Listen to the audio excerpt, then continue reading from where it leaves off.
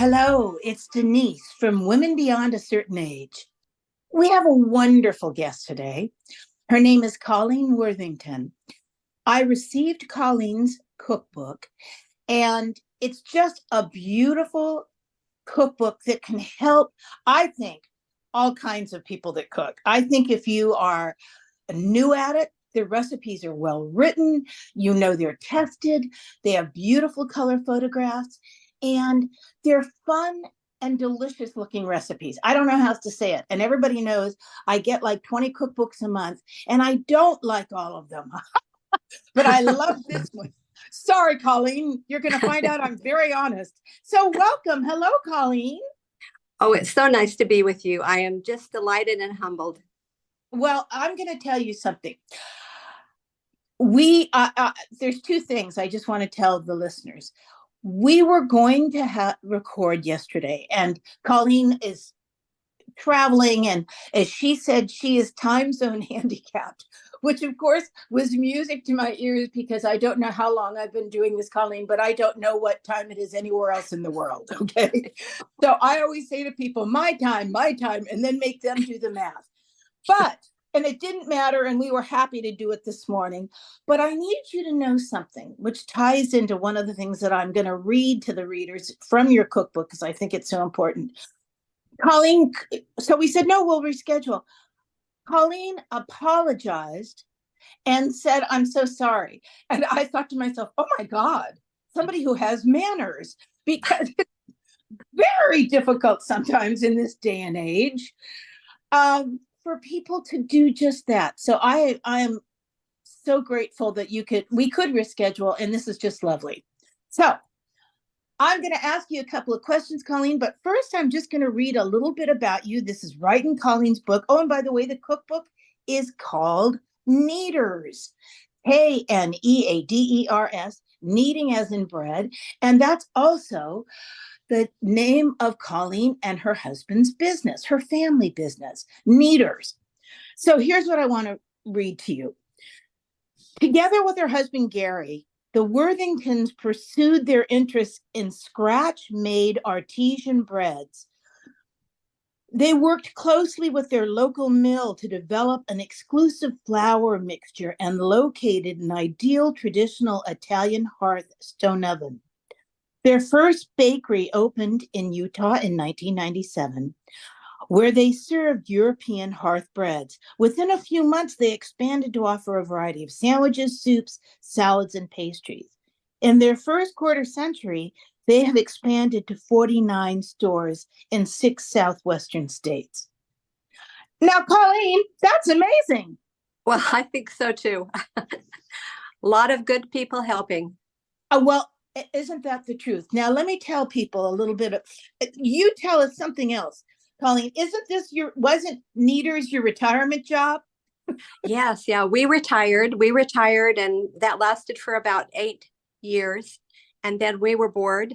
So we thought, let's get back to work. We still have some life in us. We were 50 and 55, my husband was, but yes, we still had a lot to offer. And I missed the employees. I missed the customers. I just wanted to contribute to the community. Isn't that's incredible and wonderful. And I know how you feel. I know what you mean. It's important. With what Colleen just told us, I just want to say this, and then we're going to talk about your family, Colleen, and how they've been in your business. And also, well, you just told us you wanted to contribute more, which is wonderful. Colleen's book has got photographs, recipes, tips, stories, the story of she and Gary meeting in college, stories about her children that all work in the business. But this really struck me, Colleen, and this is in your book talking about our legacy. This is just a paragraph, and then I want you to talk. Both of us learned great principles from their first jobs, what Colleen is talking about. If you really want something, you can work hard and get it. The world needs productive people. When problems arise, don't quit. Think of 100 possible solutions, and something will work. And you are happiest when you help others. Now, Colleen, this is what the world needs today. I'm going to tell you this, and then I want you to talk about your beginnings, because here's an example. I try to still mentor. I I do a few private workshops. Colleen, I still write. I do a few things, but I was ready to retire and looking forward to what else I can do. But because I was in the business for so long in styling and media and television, I get lots of texts from young women in their careers, and they're succeeding. I mean, without a doubt. But I love the ones that say to me, and they're just looking, I know they're looking for words of encouragement. But when they say to me, oh, but Denise, I work all the time and I work really hard. And I say to them, what were you expecting? I I felt like saying, and that's why it just happened to me yesterday, actually, when I Oh read that in dear. your, yeah, when I read that in your book this morning, I thought, you're preparing your children. You obviously prepared your children and your grandchildren. That's what a legacy and that's what a family business is. You know what I mean? And I do. good for you. So tell us how this started. Please tell us how this started. Well, we owned a piece of property that was pretty close to our house where there was an old gas station, and we were renting it to someone who was doing car repairs. And Gary made friends with the man who owns Lehi Mills. And they were on a committee together and they did a lot of talking. And Sherm was always saying to Gary, I'm not making enough money at my mill. I do these wonderful flower, and he's a boutique miller. And so he does specialty flowers for people. And Gary said, it's what you need to do is get to the end product where there's more money to be made. And so they talked about it and decided they'd open a bakery together. Well, in the very end, right before we started building, my husband said, you supply flour to so many great, great concepts and ideas. And I'm afraid when they find out you're a partner in the bakery, they're going to withdraw from you. And I don't want that for you. We'll be a very small account right now, but hopefully someday we'll be a great account for you. And we are their biggest account now. Of course So you are. Gary and I plunged ahead, and when you mortgage your house, mortgage all your property, put every penny into something, you are highly motivated. And that's what we did with the bakery. So when we very first opened, I remember my son, who was a senior in high school, would go down 2 o'clock in the morning and start mixing for Gary at the bakery. And then Gary had come along a couple of hours later, about 4, and he would start forming the bread and getting it ready to go in the oven. But I couldn't stay home. So I went down, and we had a tile floor out front. And I would take a toothbrush and I would brush with Clorox and soap the little cracks to make sure that they were just looked perfect and they didn't look dirty at all. But I know it was because it made me nervous. Yes. Because I was anxious that we would be successful, and I wanted to do everything that I could, my part, to make us successful. We had it so you could look while we were baking the bread. Oh, And fun. I well, get you. it was, but you only take the bread out of the oven for a couple of hours. And then you have this big, huge oven right in the middle of everything. Well, we got so busy that Gary said, we've got to get the oven in the back of the store. We're taking it out early in the morning. We've just got the coffee and pastry people seeing the bread come out of the oven. We'll have to work at that some other way, but let's get so we can have more room up front for people to stand in line. And so in our original bakery, I just have to smile about this, we had 4 tables and 16 chairs. And I thought, oh, well, people will come and have, a morning beverage and have a nice pastry, and that'll be it. And we'll sell loaves of bread happily to people. And it just exploded for us. It didn't hurt that we were opening in December. And we've now made it a rule that you cannot open the bakery in the fourth quarter because it's just too incredibly busy. Got So it. we remodeled again and again and again in that smaller building until we got 42 seats. And then my husband said, you know, Mr. Allen next door to us is selling. Let's buy his grocery store. And he had a huge parking lot, and we'll build a building in the parking lot. And now we have 128 chairs. And there are probably about 10 or 12 times a week that all of those chairs are filled. And I stand and cry because I could hardly ever imagine that we would have so many customers that would be interested in what we were doing and what we were feeding people. It's inspirational, Colleen. It's also a mixture of, you can tell that you and your husband had a vision. Now, and sometimes our visions aren't even as big as what actually happens, which is what happened to you. You know what I mean? Yeah, well, my husband says when people ask him, did you think it'd ever be this successful? My answer is no. And his answer was, I hope so. I hoped so. How wonderful. Now, geez, it's an incredible story. So your son one of your sons immediately started to get involved in the business. That's right. And our daughter, who was in high school, she was a sophomore in high school. She would come after school and bake our pumpkin bread for us. And the pumpkin bread, our mixer was only a 30-quart mixer. Now we have 100-quart mixers. But she'd have to make 3 batches to have enough of the pumpkin bread. So she was our next family person who came. And our daughter, Tammy, came and ran the cash register. We even had our son-in-law, who was a dentist, who programmed the cash register and came and worked for us on his day off, which was the first day we opened. I read that and thought, that is so fun that he would do that. That is so, I don't mean to say fun. That's so humbling and wonderful that he would do that. That's just incredible. The family is all just gathered around. I have 2 son-in-laws that are doctors. They're our biggest fans ever. But they'll come down and help out when needed. Their children all come. Christmas and Thanksgiving, huge days for us. And I don't know, my daughter says we don't need temporary help. We have family. That's fabulous.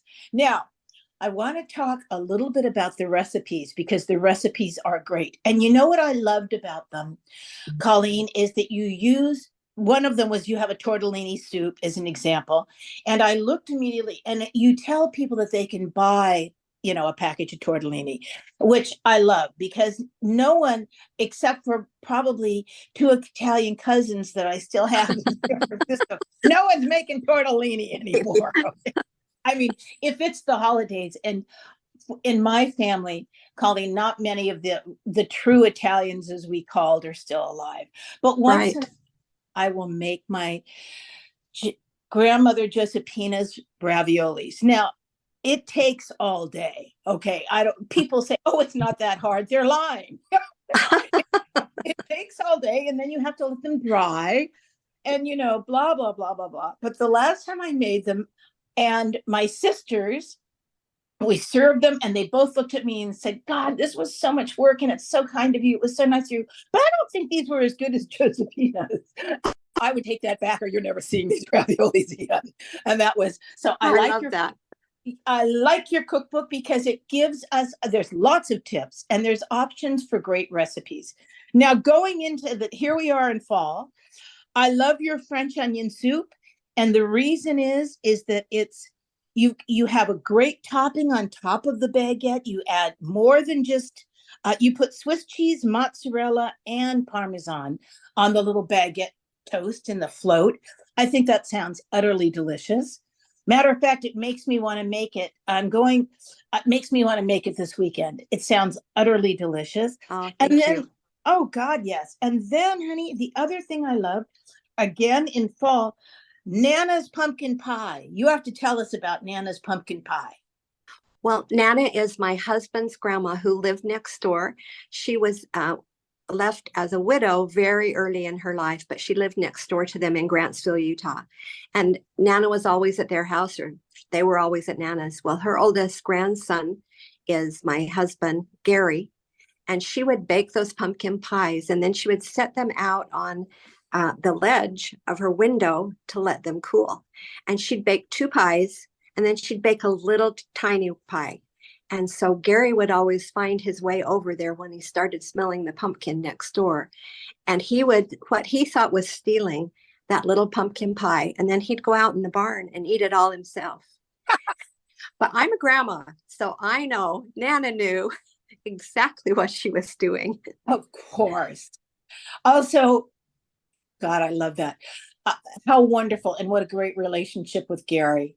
What a wonderful memory. This is, and you say this in your book, and I see, and I've been having this discussion a lot with several of my friends,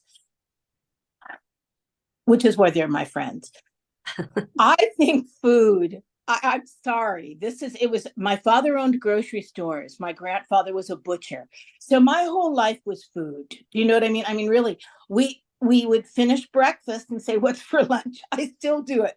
My husband says to me sometimes when we're planning a trip, he goes, and what are we having when we land, Denise? What are we having? I go, I'm not sure yet, but if you want to know, I'll figure that out. But I just think that food is the whole, it's our memories. And I know what you just said. You said it's not only feeding yourself, but it's a soulful experience. And see, I believe that, Colleen. I think that it's, and when you have to eat bad food, it hurts my soul. I always Right. say to people, yeah.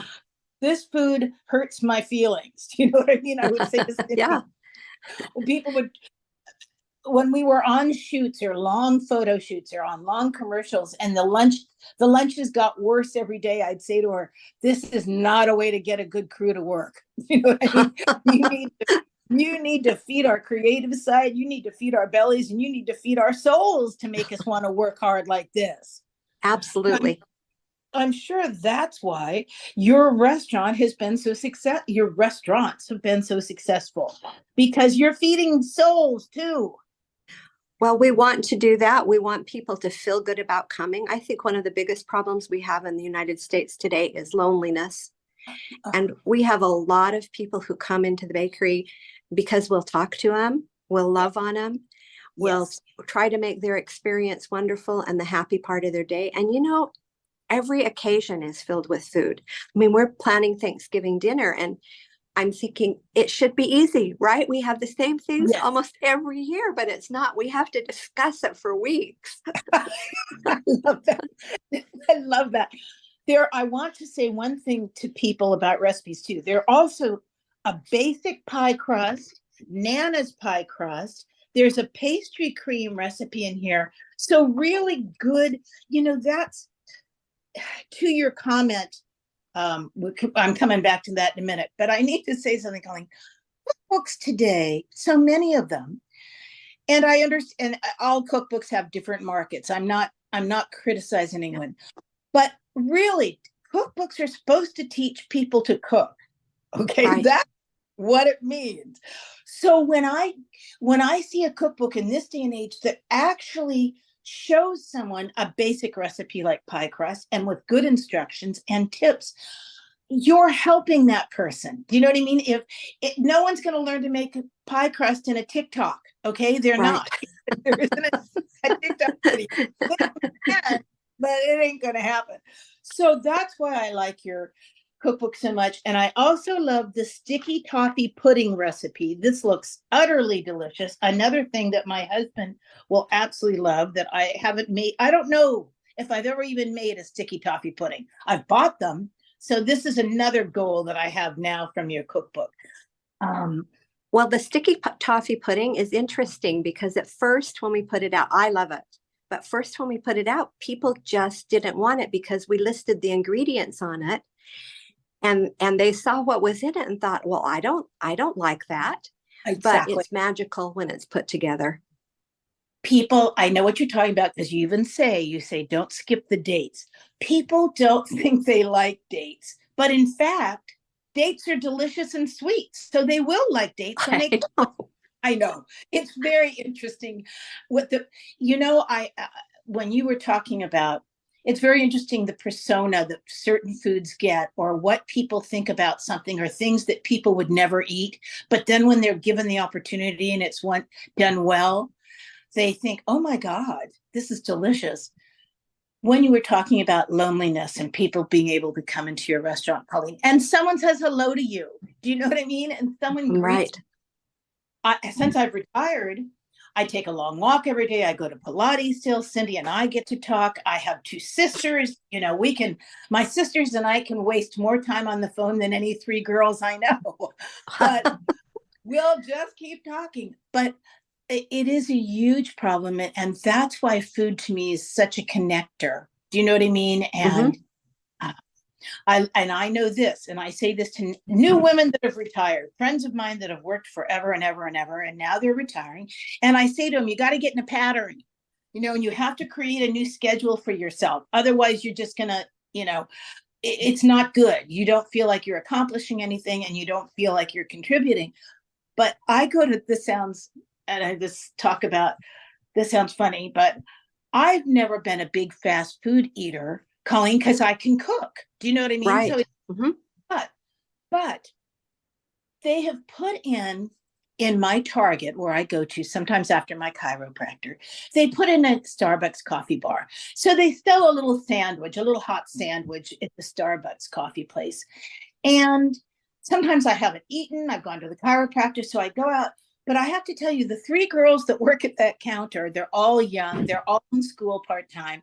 One is cuter than the next. They're all adorable. I go there and I have so much interaction with the three of them. Do you know what I mean? Getting a little tiny hot sandwich and a cup of Right. coffee, it makes my day. And Absolutely. one of them is going to culinary school, so I brought her one of my cookbooks, and one of them was Oh, about something else. And anyway, my three girls, I love them, but that's awesome. I'm getting so much because otherwise, of course, people are lonely. If you're alone, you don't have family, you maybe you've retired or you've been widowed. It can be it's difficult, and that's alienation is not a good thing. That's Well, that's a good thing. we had a man once, but I could tell 1,000 of these stories, but I just still tell this one that his wife passed away, and he would come in every morning and get the same thing for breakfast. But it got so that my kids would put a note on his Oh, napkin when they took it out. And pretty one day he didn't come. And my crew was so upset and said, let's talk to the neighbors and see where he is. And he had a horrible accident and broken his hip and was in the rest home. And my crew took him his favorite smoothie. One person took it to him every day, a different person, and then stopped and visited with him. I have amazing employees who really care. well, as Italians would say, it comes from the head of the fish, Colleen. That's it comes You're from the head. sweet. No, it's true. Good people that to me, now this is just me. I think most people want to do the best job they can in life. If and because it will also that builds your self-esteem. The harder you work or the better you are at something, it builds your own self-esteem. And then you're Right. able to help others. So I think that story makes me cry, and how absolutely lovely. And I bet that man, I hope he got to come back to the restaurant when he recuperated. Well, he did, but he died about 9 months later. But it was so special when all his family came to the town for the funeral. Yeah. Kneaders was their place. And they Oh, had a big, huge celebration down there, celebrating their father. And often he would bring someone with him, like a neighbor or someone that was in the same predicament he was. And they all came and we had a great celebration of his life. I love that. Again, it all comes to being around the table. It comes Yep. to sharing and being around the table. One of the best women chefs in the beginning of the San Francisco um, um, when women were just coming up in food and being able to own their own restaurants was a dear friend of mine, Joyce Goldstein. She's still alive. She's still in San Francisco. She does consulting. But she used to say to every single class that she taught at, if all the mothers of the world cooked together, we wouldn't have wars. And I think that all the time. Do you know what I mean? That women Yes. when you're cooking with someone in the kitchen, you don't care what religion they are. You don't care what the color of their skin is. You just want to Yeah. cook And it could change, it changes a lot of dynamics. Okay, Missy, I cannot thank you enough for being here this morning. I know you're on busy. I know you've been on tour. I know you're in different time zones. I want to thank you for your time this morning. There's so many lovely recipes in this cookbook. Now you're going to sell it in all your restaurants, aren't you, Colleen? Yes, it's for sale in all our restaurants, Deseret Book, Amazon. I've had a few people that have been far away in the East that have purchased it and said, oh, you say to use this bread in it or this bread. And you can substitute some other sourdough bread, but you can also go online to shop at Kneaders.com and buy any of our bread and we'll ship it. I know that. I'm so glad you said that, because I do want to taste your baguettes because it sounds delicious. And I know a lot about bread only because I eat a lot of bread. That's why. Well, hearth bread's not that bad for you, I have to say. It just warms your soul. It sounds wonderful. Well, please have a lovely rest of the day. Miss Cindy, thank you for always keeping the train on the tracks. And Colleen, I hope our paths cross again, but I am certainly, if I'm traveling, I'm going to look for your restaurants. And again, really, thank you. Your cookbook is a joy. Thank you very much for being so kind. I want to thank everyone that listens. We love your comments. And when they're private messages to me, that's okay too, because it's nice to hear from you. If you need to reach out to Cindy and I, it's womanbeyond@icloud.com. Our Facebook page, that's where the action happens. So stop by and thank you so much. And I appreciate all of you and that you listen and what you say to us. Okay, I think that's it. Miss Cindy always has to remind me about the clothes because I'm too excited about talking about the food. Thanks, everybody. Thanks, Miss Cindy. Thank you. Bye-bye. Bye.